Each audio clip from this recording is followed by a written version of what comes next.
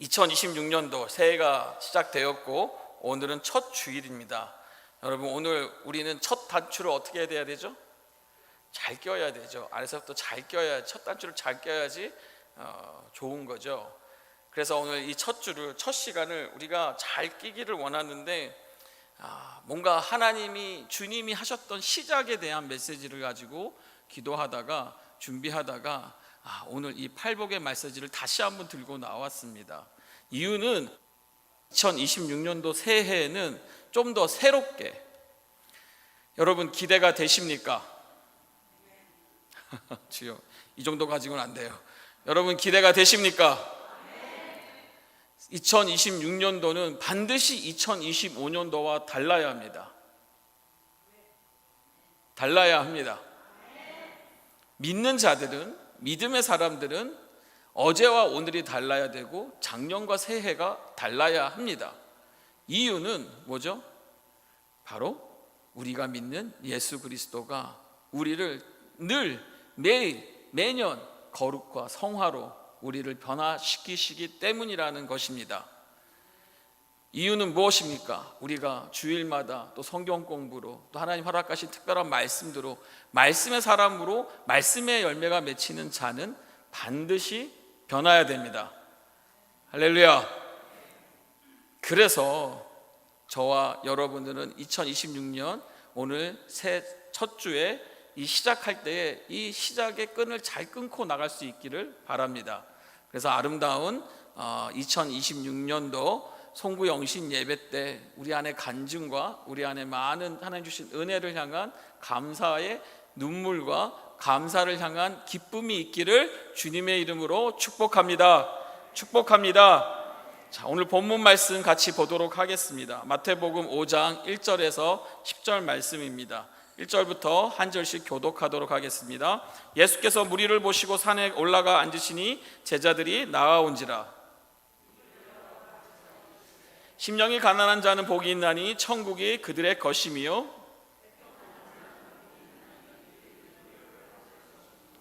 의에 줄이고 목마른 자는 복이 있나니 그들이 배부를 것이며,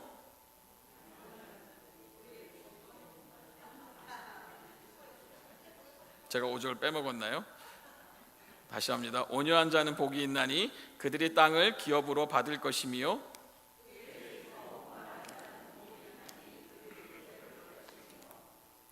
마음이 청결한 자는 복이 있나니 그들이 하나님을 볼 것이며,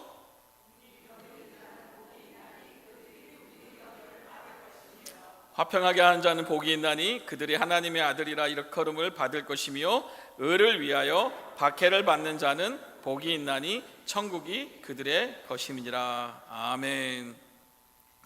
그래서 오늘 저희 제목을 이렇게 정해봤습니다. 새해 팔복으로 시작합시다.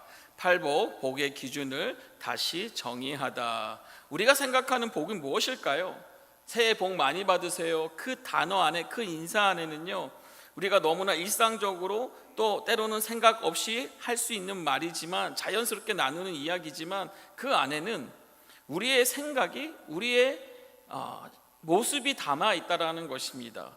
사람들이 말하는 복은 대체로 무엇입니까? 일이 잘 되는 것, 형통한 것, 또 부족함이 없는 삶. 그리고 조금 더 솔직하게 말하면 무엇이죠? 돈과 건강과 안정과 그리고 성공을이라고 말할 수 있습니다. 그런데 우리가 기억해야 되는 것은 예수님은 이 복에 대해서 어떻게 정의하셨냐라는 것이죠. 그러니까 우리는 이 새해를 시작하면서 이 복의 기준을, 복의 정의를 다시 한번 점검하고, 우리가 세상 사람의 복을 쫓을 것인가, 하늘의 복을 쫓을 것인가, 이에 대한 우리의 생각이 다시 한번 정립될 수 있기를 바랍니다. 주님께서 여러분 공생애를 시작하시면서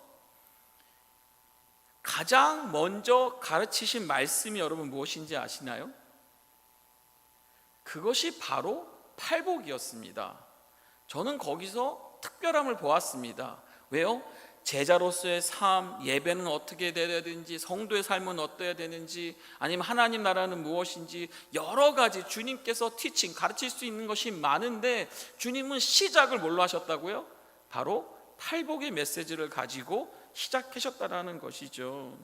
그 이유는 무엇일까? 그만큼 중요하다라는 것이고, 또한 그 시작에서 주님께서 원하시는 뜻하신 바가 있다라는 것이죠. 그래서 여러분, 오늘 우리 시작되는 말씀 가운데 특별히 여러분, 지난 송구영신 예배 때 우리 이 말씀 나눴죠. 메인 것이 어떻게 된다고 여러분? 먼저 풀려져야 된다. 우리 새해가 잘 되려면 새해를 위해서 우리가 결심도 중요하지만 더 중요한 게 무엇이라고요? 우리가 2025년에 묶어졌던 것들, 메어졌던 것이 먼저 다 풀리고 어떻게 해야 됩니까? 풀린 상태에서 새해를 시작해야 된다고 말씀드렸습니다. 그렇게 우리는 오늘 이 새해에 우리 앞에 서는 여러분들이 2026년도 새해를 그냥 잘 되는 새해가 아니라 뭔가 하나님 앞에 바로 설 수 있는 새해, 하나님의 은혜를 받을 수 있는 새해, 하나님의 축복이 임하는 새해가 될 수 있기를 바랍니다. 1절입니다. 예수께서 무리를 보시고 산에 올라가 앉으시니 제자들이 나아온지라 입을 열어 가르쳐 이르시되. 여러분 보시면 예수님께서 무리를 보셨다고 말했어요. 그리고 산에 올라가셨습니다. 여러분 왜 산에 올라가셨을까요? 이는 단순한 위치 변경이 아니라 예수님께서는 이젠 가르치시고자 당신의 하나님이 허락하신 그 스승으로서 가르치는 자로서의 권위 있는 자리를 허락하시며 그 자리로 인도하셨다라는 것입니다. 무리가 있었습니다. 그 무리 속에 들어가셔서 그 군중 속에서 조용하고 집중된 자리로 옮기셨다라는 것이죠. 그런데 말씀을 잘 보시면 예수님께서 누굴 보셨다고 말하고 있습니까? 예수님의 시선은 무리를 향해 있었다라는 거예요. 예수님은 무리를 회피하고 피하고 가신 것이 아니라 무리를 보시면서 산에 올라가셨어요. 그리고 거기서 말씀을 가르치시려고 준비하시는 데에 제자들이 어떻게 반응합니까? 보시면 제자들이 어떻게 했다고요? 나아온지라. 성경은 이 마태는 이 장면을 다시 한번 강조하는 겁니다. 무리가 나와온 것이 아니라 누가 나왔다고요? 제자들이 나왔다라는 것이죠. 이것은 우리에게 주시는 이 메시지가 무엇입니까? 결국 여러분, 제자의 삶은, 제자란 무엇일까? 무리 가운데서도 말씀을 듣기 위해 가까이 다가온 사람들이 제자라는 것입니다. 우리가 말씀은 언제나 선포됩니다. 우리가 말씀을 늘 듣습니다. 하지만 제자는 어떤 자들이라고요? 그 말씀 앞에 나아오는 사람들, 그 말씀이 선포된 가운데 그 말씀의 앞으로 나와서 그 말씀을 듣고 배우려고 하는 자들이 결국 제자들이라는 것이죠. 주님께서는 주님이 주신 말씀을 가지고 무리를 향하여 전하시지만 집중은 지금 누구한테 있는 거예요? 초점은 제자들에게 있는 거예요. 어떤 제자들이요? 주님 앞에 나아온 제자들. 그리고 그 제자들의 말씀이 임했을 때 여러분 어떤 역사가 일어날까요? 실제로 그 말씀을 받고 말씀대로 사는 제자들의 시작되는 선한 영향력으로 말미암아 누가 변화될까요? 무리가 변화되더라는 겁니다. 참 저도 올해 목회를 하면서 많은 사람들에게 말씀을 전하고 말씀을 나눌 때에 하나님이 역사하시는 거 보면 참 특별합니다. 마음은 그렇죠. 모든 말씀을 듣는 자들이 그 말씀을 따라서 살고 말씀에 순종하고 변화가 일어나고 정말 말씀의 사람들이 되길 바랐는데 그 중에는 어떤 사람들이 있습니까? 돌박 같은 사람이 있고 가시덩굴 같은 사람이 있고 길바에 있는 사람들이 있다라는 거죠. 그런데 그 중에 누가 있어요? 가장 옥토 같은 좋은 밭이 있다라는 거예요. 성경은 무엇을 얘기하냐면 그 좋은 밭에 말씀이 떨어지고 그 씨앗이 심어지고 어떤 역사가 일어납니까? 그것이 나무가 되고 또한 열매를 맺는데 열매가 어떻게 돼요 여러분?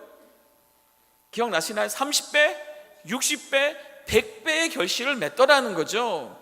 10명 중에 한 명이 그 말씀의 제자로서 한 사람이 그 변화되어서 그 삶 속에 하나님의 말씀의 역사들이 일어나고 그 삶 속에 하나님의 제자의 하나님 되심이 증거되어지는 놀라운 일들이 일어나면 놀라운 게 뭐예요? 그 열매가 어떻게 된다고요? 30배, 60배, 100배. 나머지 9명이 열매를 못 맺어도 어떻게 된다고요? 그 한 사람의 열매로 말미암아 그 나머지 9명이 어떻게 된다고요? 은혜를 받는다. 그 나머지 9명도 그 결실을 맺고 열매를 먹고 된다라는 거죠. 여러분 걱정 안 하시면 좋겠습니다. 때로는 내 아내가, 내 남편이, 때로는 내 자녀들이 왜 이렇게 은혜를 못 받을까? 왜 이렇게 예배 시간에 좋을까? 왜 예배 시간에 집중 못할까? 우리가 걱정할 필요 있어요, 없어요? 있어요? 중요한 건 내 한 사람이 내가 좋은 밭이 되어서 말씀을 받으면 되는 거예요. 그럼 나에게 주신 하나님의 은혜가 결국은 10배, 30배, 60배, 100배 결실을 맺으면 그 물이 또한 변한다라는 겁니다. 이것이 주님이 하시는 방식이더라는 거예요. 이 말씀을 보면서 주님은 초점은 제자들에게 있어요. 그렇지만 무리를 무시하지 않는다라는 겁니다. 회피하지 않는다라는 겁니다. 무리를 보시면서 그 말씀 또한 전하시고 있다는 거죠. 자, 중요한 것은 무엇입니까? 중요한 장면은 제자들이 예수님을 따라서 산에 올라갔다라는 것이고, 주님의 말씀 앞에 머물지 않고 나아갔다라는 것이고, 주님과 함께 그 말씀을 따라서 살려고 발걸음을 옮겼다라는 것입니다. 이 장면은요, 마가복음 3장의 말씀과도 깊이 연결되어 있습니다. 3장 13절 15절입니다. 또 산에 오르사 자기가 원하는 자들을 부르시니 나아온지라. 자, 어디에 또 오르셨어요? 주님은 늘 산에 오르세요. 왜 산에 오르실까요? 산이 좋아서? 산에 경치가 있어서? 아니요, 주님은 특별히 하나님하고 하나님의 사역들을 하실 때에 이 세상 땅과 구별되는 특별한 곳으로 하나님의 그 인도하신 그 특별한 것, 사명을 주고자 하실 때마다, 기도하실 때마다 특별한 일을 위해서 이렇게 구별하는 겁니다. 여러분도 산에 오르시기를 바랍니다. 눈 보러 가지 마시고 좋은 거 경청하지 가르치는 것이 아니라 어떤 산에 올라야 돼요? 주님과 독대할 수 있는, 주님과 특별한 시간을 만날 수 있는 산에 오르시길 바랍니다. 산에 오르실 때 자기 원하는 자들을 부르십니다. 누구를 부르시는 겁니까? 제자들을 부르시는 겁니다. 자, 제자들을 부르실 때 14절, 이에 12를 세우셨으니 이는 자기와 함께 있게 하시고 또 보내사 전도도 하며 귀신을 내쫓는 권능도 가지게 하려 하심이니라. 예수님은 부르셔요. 지금도 예수님은 여러분을 부르시고 계세요. 그러나 나아오는 것은 누구의 몫입니까? 나가는 것은 누구의 몫입니까? 저와 여러분, 이 제자들의 몫이라는 겁니다. 부르심과 응답이 만나는 지점에서 제자의 삶이 시작되는 거죠. 중요한 점은요, 단순히 제자들이 예수님 옆에 머무는 사람이 아니라 어떠한 사람입니까? 다시 말씀 보면 이는 자기와 함께 있게 하시고, 여러분, 이 함께 있다라는 거는요, 일주일에 한 번 같이 만나는 게 아닙니다. 1년에 한 번 행사적으로 만나는 게 아니라 24시간을 함께 한다라는 겁니다. 제자로 부르신 저들의 반응은요, 예수님과 24시간을 함께 있기로 작정했다라는 거예요. 여러분, 우리도 예수님과 24시간 함께 할 수 있기를 바랍니다. 제가 이거에 대해 저번에 한번 팁을 드렸죠. 어떻게 한다고요?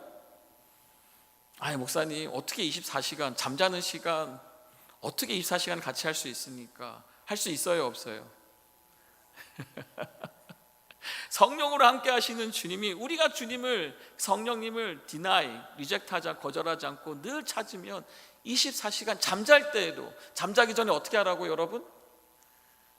잠잘 때 뭐 저 생각, 이 생각, 옛날 생각, 뭐 이런 거 내일 생각하지 말고 뭐 생각하라고요? 주님 꿈에서도 함께 하소서. 그러면서 기도하다가 자고 할 때 누굴 찾아요? 제일 먼저? 아, 주님이 함께 하셨군요. 생명을 주셨군요. 24시간 함께 있는 겁니다. 그 다음에 말씀하십니다. 또 보내사 전도도 하고 귀신을 내쫓는 권능도 가지게 하려 하심이니라. 함께 있는 동안 주님은 끊임없이 제자들을 가르치세요. 제자들에게 보여주세요. 말씀으로 가르치세요. 삶으로 가르쳐 주세요. 그 다음에 하시는 게 뭡니까? 바로 보낸다라는 겁니다. 그러니까 제자의 삶은 뭐예요? 예수님과 함께하는 거. 주님이 우리를 왜 부르셨어요? 우리를 왜 제자로 삼으셨어요? 우리와 함께하고 싶어서. 할렐루야. 주님은 여러분과 함께하기 원하십니다. 여러분, 그 님도 아니고 그 놈도 아니고 누구라고 여러분? 우리가 늘 함께 해야 되는 주님의 인도하심, 부르심, 그 다음에 이제 더 나아가서 사명, 보냄을 받는다라는 것이죠. 그러니까 여러분, 예수님께서 산에 올라가실 때 제자들도 함께 따라 올라갔다, 이 말은 예수님을 구경하는 사람이 아니라 예수님의 길을 따라 걷는 사람이 제자라는 겁니다. 어떤 자리를 피하는 겁니까? 편한 자리, 익숙한 자리, 무리 속의 구경꾼의 자리에 머물지 않고 말씀을 더 가까이 듣기 위해서, 예수님의 삶과 가르침을 배우기 위해서 한 걸음 더 가까이 나아간 사람들이 바로 제자라는 것이죠. 그러기 2026년 새해 첫 주일을 여러분, 이렇게 분주한 우리 일상 속에서 우리가 무엇을 해야 될까? 새롭게 여러분 결단하시기를 바랍니다. 무엇입니까? 한 걸음 더 주님께 나아가자. 할렐루야. 2026년도는 2025년과 다르게 한 걸음 더 주님께 가까이 나아가자. 언제 아멘 하실 겁니까? 더 그 부르심 앞에 내가 더 한 걸음 가까이 가고자 하는 우리의 이 수고가, 이 믿음의 수고가 하나님의 예배하신 축복의 사람의 은혜가 있을 줄 믿습니다. 또 말씀을 보시면 14절에 이에 12를 세우셨다고 말합니다. 자, 여러분, 제자의 삶은요, 혼자서는 불가능한 여정입니다. 몇 명을 세우셨다고요? 12명을. 그러니까 예수님은 제자를 혼자가 아니라 12로 세우시면서 공동체, 제자 공동체를 만드시고 그 안에서 부름받고 그 안에서 함께 배우고 함께 거르고 더 나아가 서로를 통해 성장해가는 존재가 제자라는 것입니다. 제자의 삶은 언제나 함께라는 이 틀 안에서 이해되어져야 한다는 것이죠. 이런 의미에서 여러분, 팔복은 개인 혼자 신앙의 덕목이 아니라 동시에 무엇입니까? 공동체의 삶의 모습이라는 겁니다. 혼자 말씀을 소유하는 사람이 아니라 그 말씀을 배우고 순종하며 살아내어 그 은혜를 누구에게? 다른 이들에게 흘려보내는 사람이라는 것이죠. 할렐루야. 그래서 옆에 분에게 다시 한번 악수하시면서 2026년 축복의 사람이 되십시오. 팔복의 사람이 되십시오. 이 은혜를 나만 소유하는 것이 아니라 은혜는 어디로 가야 돼요? 흘러보내야 돼요. 어디에? 우리 가정으로, 우리 구역으로 만나는 자들에게. 제가 여러분들에게 한 가지 미션 드릴게요. 오랜만에 숙제 드립니다. 이제부터 여러분 어디를 가든지 사람들을 만날 거 아닙니까? 그러면 이제 새해 인사하죠. 어떻게 인사하실 거예요? 어떻게 인사하실 거예요? 오랜만에 누구를 만났어, 형제를 만났어. 새해 복 많이 받으세요 하지 않고 뭐예요? 새해에 팔복을 많이 받으세요 하면 반응이 어떨까요? 뭐야? 팔복은 또 뭐야? 그러면 이게 뭐예요? 전도의 기회가 되는 겁니다. 그때 우리 생명샘교회, 이럴 때 이름을 좀 강조해 주세요. 생명샘교회에서 이제는 복 많이 받으세요가 아니라 뭐 하라고요? 팔복 많이 받으라고. 그렇게 우리가 가르침을 배웠다. 그럼 여러분들이 뭘 하셔야 돼요? 팔복이 무엇인가? 여러분, 제가 준비시킬 겁니다. 테스트를 보도록 하겠습니다. 팔복을 여러분 강조하라는 거죠. 2026년도 예수님이 가장 먼저 팔복을 가르치셨어요. 그 이유는 여기입니다. 보세요. 팔복의 첫 복과 마지막 복이 같습니다. 뭔지 아시나요? 바로 천국이 그들의 것이며 라고 말씀하고 있습니다. 이 말은 팔복이 하나님 나라로 들어가는 문이라는 뜻입니다. 그 문은요, 자랑으로 들어갈 수도 없고 공로로 들어갈 수도 없고 자격으로 들어갈 수 없고 오직 누구에게? 오직 예수를 통한 그 마음의 심령이 가난한 자, 애통한 자, 그 팔복에 복이 있는 사람이 그 천국 문으로 들어갈 수 있는 것. 그러니까 주님께서는 이 팔복을 이 무리를 향해 가르치신 것이 아니라 제자들에게 강조하시며 초점에서 가르치셨는데, 결국 그것은 무엇을 말하는 거냐? 결국 누가 끝까지 이 복이 있는 사람으로 나와 함께 하신가를 드러내는 장면이 바로 제자들에게 집중하시는 장면이란 뜻입니다. 예수님은 그의 일을 맡기기 전에, 사역을 주시기 전에 먼저 하나님 나라에 합당한, 하나님 나라의 천국에 들어갈 수 있는 천국의 사람, 하나님 팔복에 받을 수 있는 사람의 합당함을 가르치셨다라는 거예요. 그래서 그것을 가장 먼저 다른 어떤 메시지보다 팔복을 주님께서 가르치시기 시작했다라는 것입니다.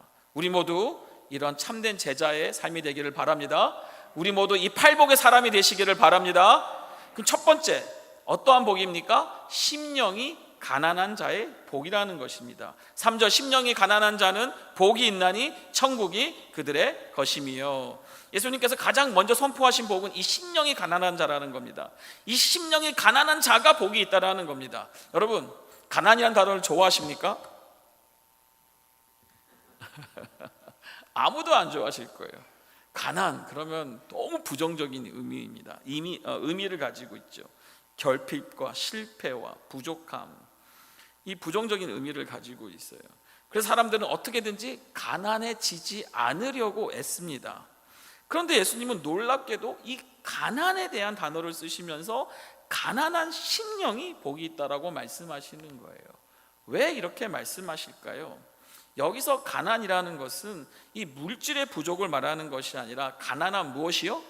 심령이라는 겁니다. 그러면 가난한 심령이 무엇이냐라는 거죠. 바로 영적으로 하나님이 없이는 어떠한 상태? 살 수 없는 상태, 하나님이 절대적으로 필요한 상태라는 것입니다. 가끔 신앙생활하면서 목회하면서 이제 어떤 기도 제목을 들을 때에 이런 기도 제목을 받습니다. 목사님, 지금 너무 힘듭니다. 경제적으로 너무 어려워서 목사님 좀 기도해 주시면 감사하겠습니다. 목사님, 우리 가족이 누가 너무 아픕니다. 정말 너무 아파서 정말 힘듭니다.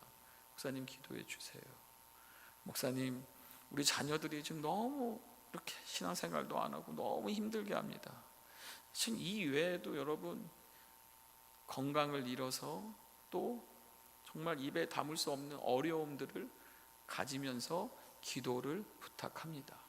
그럴 때마다 저는 우리 하나님이 지금 뭐 하시는 걸까요? 사실 그 말은 쉽지는 않습니다. 어떻게 그런 환경이 하나님이 일하신다는 말을 할 수 있을까? 근데 여러분, 제 마음에서는 또 제 감동은 하나님, 이 심령에 지금 가난함을 주셨군요. 그래서 하나님이 안 되면 안 되는 상황, 하나님만이 도와주실 수 있는 상황, 어떤 사람도 누구도 다 물어봤죠. 여기도 얘기해보고 여기 의사도 만나보고 다 만나봤는데 거기 누구밖에 안 남았어요? 하나님밖에 안 남는 그런 상황. 이러한 심령이 가난한 상황에 현황을 만들 때가 있다라는 겁니다. 참 저는 지난 이제 새벽에 이 말씀 나눴지만 한국에서 여러분 언제 기도회 모임이 제일 많이 모이는지 아세요?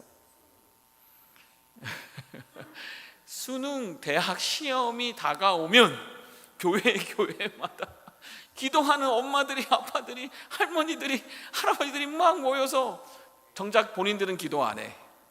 그 아이러니하지 않습니까? 나는 수능생들이 나와서 기도한다는 거 못 들었어요. 그들은 뭐 해야 돼요? 집에서 공부해야 되고. 그 부모들이 와서 참 그런 말씀 보면 그것도 은혜다. 왜요? 심령이 지금 가난한 거 아닙니까? 어떻게든지 자녀들이 잘 됐으면 하는 마음에, 자녀들이 좋은 대학 갔으면 하는 마음에.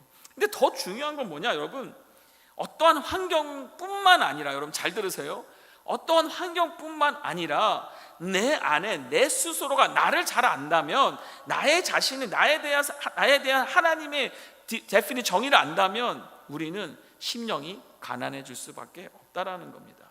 우리의 능력이 있습니까 여러분? 우리가 정직합니까? 우리가 의롭습니까? 우리는 하나님 앞에 보면 진짜 하나 없는 존재, 아무것도 아닌 존재, 하나님께서 온전히 도와주셔야지만, 하나님이 함께 하셔야지만, 하나님의 도우심이 있어야지만 살 수 있는 그런 존재라는 것이죠. 여러분, 이 복이 왜 첫 번째 복일까요? 다른 복도 많은데 왜 심령이 가난한 것이 첫 번째 거론됐을까요? 이것은 절대로 우연이 아닙니다. 이 모든 복의 출발점이기 때문이라는 거죠. 심령이 가난하지 않으면 애통할 수도 없고 의를 사모할 수도 없고 긍휼히 여길 수도 없다라는 겁니다. 다시 말하면 우리가 부유하다고 생각하면 사람은 하나님을 필요로 하지 않습니다. 그러게 주님께서는 이것을 첫 번째 누면서 심령이 가난한 사람이야말로 하나님 없이는 한 걸음도 나아갈 수 없음을 아는 자야말로 이 축복을, 이 약속을, 천국이 그들의 것임이 됨을 축복을 받는다라는 것이죠. 여러분, 천국은요 나중에 죽어서 가는 장소이기도 하지만 이전에 무엇입니까? 하나님께서 전적으로 하나님의 개입, 하나님의 다스리심, 하나님의 통치가 있는 곳이 천국이라는 것이죠. 여러분 가정이 천국이 되고 있습니까? 여러분 일터가 하나님의 천국이 되고 있습니까? 그럼 왜 안 되는 걸 거예요? 왜 그런 역사들이 없을까요? 심령이 가난하지 않으니까. 다시 말하면 내가 심령이 가난하면 가는 곳마다 어떤 역사가 있어요? 천국이, 할렐루야, 천국이 우리의 것이 되는 겁니다. 내가 가는 곳마다 하나님 앞에 기도하는 거죠. 하나님, 오늘 누구 권사님 만나 하나님 신방을 준비하고 있습니다. 그럼 차 안에서 기도하는 거예요. 하나님, 이 신방이 제가 만나는 것이 아니라 하나님이 만나시길 원합니다. 하나님이 이 시간에 하나님의 말씀을 주시고 하나님의 뜻이 있기를 원합니다. 하나님의 위로가 있게 하시고 하나님의 주시는 사랑의 메시지가 있게 해달라고 간절히 기도해요. 그러면 이제 저는 들어가는 겁니다. 그러면 지금 무엇이 따라 들어가는 거예요, 여러분? 무엇이 같이 가는 겁니까? 하나님 나라가 같이 가는 거예요. 천국이 같이 가는 거예요. 천국의 사람은, 하나님 나라의 백성은 가는 곳마다 무엇이 있는 거예요? 그곳에 하나님의 천국이 있는 거예요. 여러분 이곳에 하나님의 천국이 있습니까? 아멘 한 사람은 2배로 있을지어다. 이곳에 뭐 천국이 있습니까? 하나님이 함께 하시는 곳. 여러분 천국은 무엇이냐? 하나님의 통치입니다. 하나님의 다스림입니다. 하나님이 하나님 되시고 나의 왕 되시고 나는 누가 되는 겁니까? 하나님의 백성이 되는 겁니다. 하나님의 법이 나의 법이 되는 겁니다. 하나님의 다스림의 역사가 있는 겁니다. 여기에는요 하나님의 크신 축복이 있습니다. 무엇이냐면 우리를 너무 사랑하셔서 당신의 독생자를 아낌없이 주시는 그 사랑의 하나님의 개입이 있다는 거예요. 여러분 이 세상에는 악한 왕이 수없이 많고 수많은 사람이 있고 선한 왕이라고 해봤자 그 정도 수준이지만 그 어느 왕도 자신의 독생자를 주신 왕은 없습니다. 우리 왕 하나님은 그 누구보다도 선하신 왕, 그 하나님이 나의 왕이 되신다라는 거예요. 할렐루야.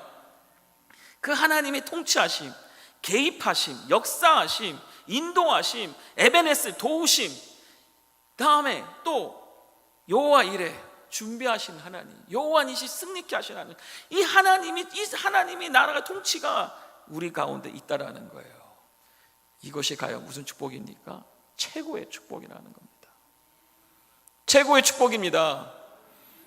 여러분 삶에 심령이 가난할 때 여러분들이 하나님 없으면 안 됩니다. 하나님을 필요로 할 때 그곳에 있는 그 자가 복이 있는 자이고 하나님이 나라가 그들의 것이라는 거죠. 성경에 좋은 예가 있습니다. 이 모습을 가장 분명하게 보이는 장면이 누가복음 18장에 있는데 바로 누구의 기도인가요? 세리의 기도입니다. 세리는요 고개를 들지도 못하고 가슴을 치면서 이렇게 기도합니다. 하나님 저를 불쌍히 여기소서, 나는 죄인입니다. 반면 여러분 우리가 잘 아는 바리새인은 어떻게 기도합니까? 나는 저 세리와 같지 않습니다. 11조로 했고 하나님 앞에 이걸 드렸고 난 이렇게 주일 성소를 하고 나는 이렇게 금식한다면서 자신의 의와 행위를 막 기도해요. 예수님이 분명히 말씀하시죠. 누가 의롭다 한다고요? 바로 이 세리가 의롭다, 세리가 의롭다 하심을 받더라는 거죠. 왜죠? 그의 심령이 가난했기 때문이라는 겁니다. 자기 안에 아무것도 없음을 알고 누구만 구하니까 하나님의 긍휼만 붙들었기 때문이라는 것이죠. 자, 여러분 중요한 것은 우리가 이것을 잘 적용하기를 바랍니다. 여러분 심령이 가난한 사람은요 한 번의 결단으로 끝나지 않습니다. 매일매일 삶 속에서 자신의 한계와 연약함을 인정하면서 하나님께 다시 매일매일 다시 주님 앞에 더 가까이 나간 태도라는 거죠. 여러분 무서운 게 언제인지 아세요? 기도가 필요 없다고 느껴질 때, 말씀이 없어도 난 괜찮다고 생각될 때, 내 능력과 내 경험으로 충분히 할 수 있다고 여겨질 때, 그때가 가장 위험한 순간입니다. 천국이 임하는 것이 아니라 지옥이 함께 한다는 거죠. 여러분 심령이 가난한 자의 복이란 내가 비워질수록 하나님으로 채워지는 하나님이 주신 축복임을 믿습니다. 2026년 새해를 여는 가장 축복의 사람, 이 심령이 가난하여 팔복의 천문이 열리는 저와 여러분이 될 수 있기를 주님의 이름으로 축복합니다. 두 번째는요, 애통하는 자의 복입니다. 무슨 복이라고요? 애통하는 자의 복이라는 겁니다. 애통하는 자는 4절입니다. 복이 있나니 그들이 무엇을 받을 것이며 위로를 받을 것임이며. 두 번째로 예수님이 선포하신 복은 애통하는 자의 복이라는 말씀입니다. 여기서 말하는 애통은요, 단순한 감정적인 슬픔이나 우울함을 의미하지 않습니다. 그냥 삶이 힘들어서 흘리는 눈물만을 말하지도 않습니다. 예수님 말씀하시는 이 애통은 하나님 앞에서 자신의 죄와 허물을 깊이 깨닫고 그 아픔을 고백하는 마음이라는 것이죠.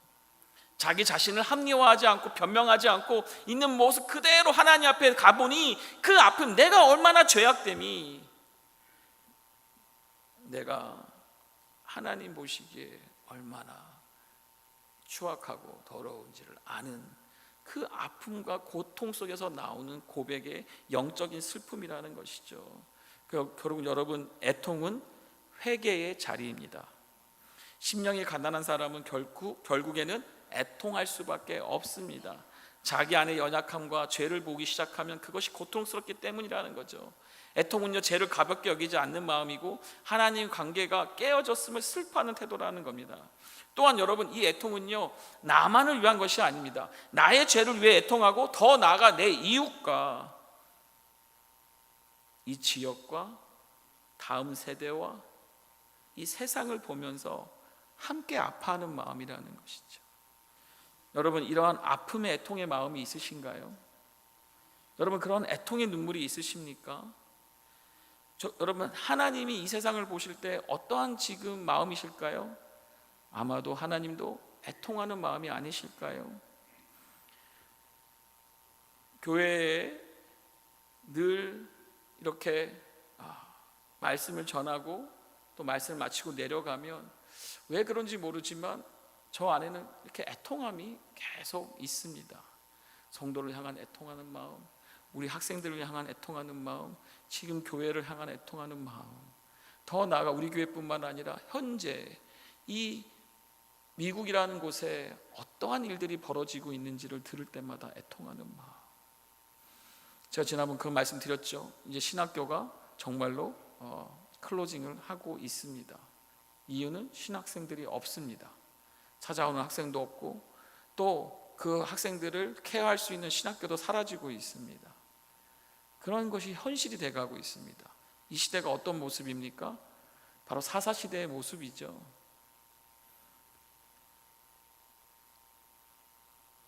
학교 안에서 우리 자녀들이 자유롭게 지금 다닐 수 있습니까?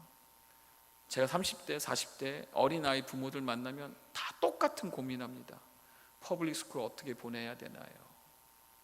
목사님, 프라이빗으로 가는 게 정답입니까? 홈스쿨링만이 정답입니까? 여러분, 무엇이 정답일까요? 저는 그 순간 선교지에서 그 어려운 환경에서 자신의 아이들을 잘 키워내는 선교사님들을 생각이 납니다. 여러분, 무엇이 정답일까요? 여러분, 우리의 역할은 애통하는 마음이라는 겁니다. 무엇이라고 여러분? 애통하는 마음입니다.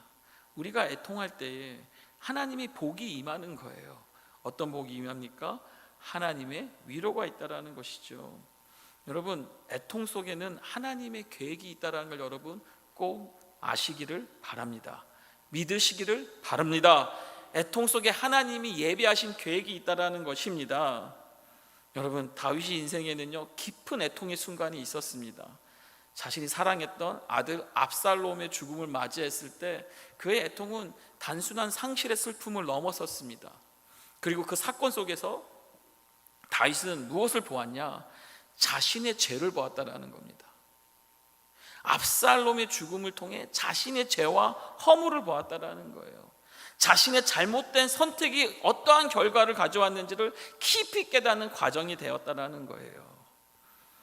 그는요, 왕이기 전에 먼저 하나님 앞에 서 있던 한 죄인이었다라는 것이죠.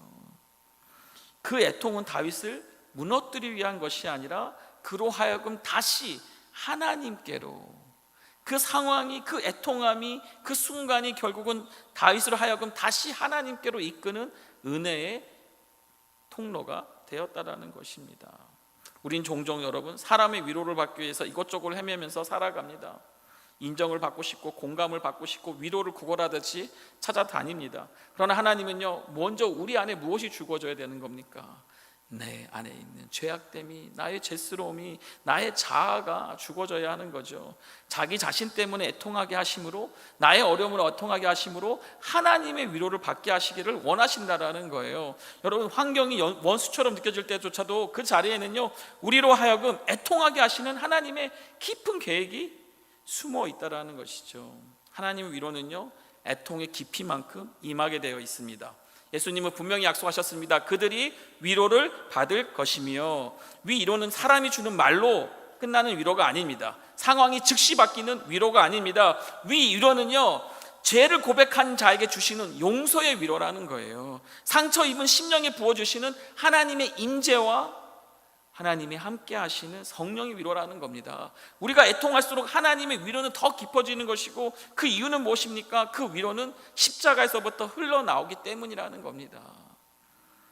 여러분, 사도 바울도 애통해서 소망하는 고백하는 내용이 나옵니다. 로마서 7장 21절 24절입니다. 그러므로 내가 한 법을 깨달았노니 곧 선을 행하기 원하는 나에게 악이 함께 있는 것이로다. 사도 바울도 알았어요.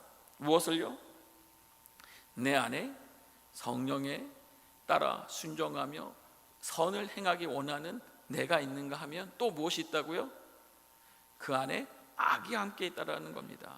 그러면서 말합니다. 내 속사람으로는 하나님의 법을 즐거워하되 내 지체 속에서 한 다른 법이 내 마음의 법과 싸워 내 지체 속에 있는 죄의 법으로 나를 사로잡는 것을 보는도다라고 고백하는 거죠.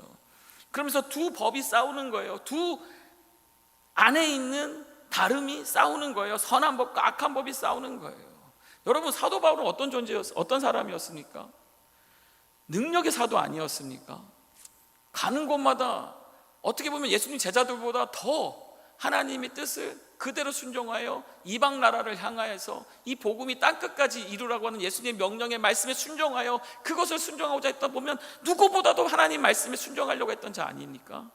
근데 그러한 사도도 이렇게 고백하는 거예요. 무엇이 있다고요? 내 안에 죄의 법이 있다라는 겁니다. 그것이 나를 사로잡는다는 겁니다. 그러면서 말합니다. 오라 나는 공고한 사람이로다. 이 사망의 몸에서 누가 나를 건져내려 하냐. 이것이 애통함의 고백이라는 거죠. 누가 건져내는 겁니까? 누가 위로하시는 겁니까? 결국은 하나님의 위로가, 하나님의 건져내심이 있다라는 것이죠. 여러분, 이 탄식은 절망이 아니라 애통의 고백입니다. 이 고백은 바로 예수 그리스도를 향한 소망으로 이어지고 있다라는 거예요. 애통은 끝이 아닙니다. 애통은 어디로 가는 겁니까? 은혜로 가는 문이 된다라는 것입니다. 사랑하는 우리 성도 여러분들, 우리 어려움 속에서 자신의 연약함을 숨기지 않으시기 바랍니다. 하나님 앞에서 진솔하게 아파하고 정직하게 고백해 보시기를 바랍니다. 그때 우리의 애통은 심판이 아니라 하나님의 위로의 통로가 될 줄 믿습니다. 말씀 맺도록 하겠습니다. 2026년 팔복의 메시지를 준비하면서 정말 저와 여러분들은 이 새해를 이 팔복의 나눔으로 예수님이 가르쳐 주신 대로, 그 가르침을 받음으로 배운 대로 우리는 삶 속에 이 팔복의 축복이 누릴 수 있기를 주님의 이름으로 축복합니다. 팔복의 사람이 되시기를 바랍니다. 다른 복을 구하고 다른 복을 찾는 것이 아니라 다른 모든 것들은 하나님이 우리에게 더하실 줄 저는 믿습니다. 그런데 우리가 진짜 포커스해야 될 거, 진짜 집중해야 될 거, 주님이 무리를 향하여서 제자들을, 특별히 제자들이 나온 제자들에게 가르치셨던 이 팔복을 여러분들이 잘 말씀을 잘 배우시고, 그 말씀에서 먼저 첫 번째가 뭡니까? 심령이 가난한 자, 그리고 두 번째는요, 애통하는 자. 이 두 복을 먼저 여러분들이 잘 적용할 수 있기를 바랍니다. 여러분, 진짜 제자가 누굴까요? 진짜 제자가 누굴까요? 저도 돌아보면서 제 삶도 보고 또 제가 목회하며 가르쳤던 성도님들을 보면서 진짜 제자가 누구냐? 진짜 제자는 그 말씀을 배운 것을 행하는 자라는 겁니다. 순종하는 자라는 겁니다. 어느 날 집사님 만나서 집사님과 대화하는데 저한테 이렇게 말하는, 목사님 칭찬해 주세요. 그래서 칭찬이요? 했더니 목사님 계실 때 목사님이 저에게 매일 큐티를 하라고 하셨는데 그때 했던 훈련을 지금도 하고 있습니다. 칭찬해 줘야 돼요? 아니 무시해야 돼요? 진짜요? 목사님 이제는 저만 하는 게 아니라 제 주변 사람들에게도 이 귀한 이 툴을 알려주고 지금 같이 하고 있고 같이 한다라는 그 말을 들으면서 정말 이 집사님은 뭐다? 제자구나. 진짜 그 말씀대로 살고 있구나. 중요한 것은 2026년도 주님께서 제자들에게 팔복을 가르치시면서 무리가 아닌 제자들에게 집중하면서 누가 이 팔복의 사람이 돼야 된다고요? 너희가, 제자 너희들이 이 삶을 언제까지 십자가를 지고 날 쫓아올 때까지, 그때까지 주님 앞에 설 때까지 이 팔복을 누리자 하는 그 말씀으로 제자들에게 하셨던 말씀을 다시 한번 보면서 우리 모두 다 우리 말씀대로 적용할 수 있기를 바랍니다. 오늘은 두 가지 나눴지만 앞으로 남은 시간을 통해서 모든 팔복에 대해서 우리가 말씀을 볼 텐데요, 그 말씀은 모두 다 여러분 다 이룰 수 있기를 바랍니다. 팔복의 말씀은 복을 나열한 말씀이 아니라 하나님 나라의 백성으로 복이 있는 자로 올바른 삶을 살아가는 방식을 가르쳐 주고 있는 주님이 먼저 본을 보이신 말씀입니다. 그랬을 때에 우리가 심령이 가난해질 때, 우리가 애통할 수 있을 때에 그 자리에 이미 천국의 복이 시작되었고 하나님의 위로가 있음을 잊지 않기를 주님의 이름으로 축복합니다.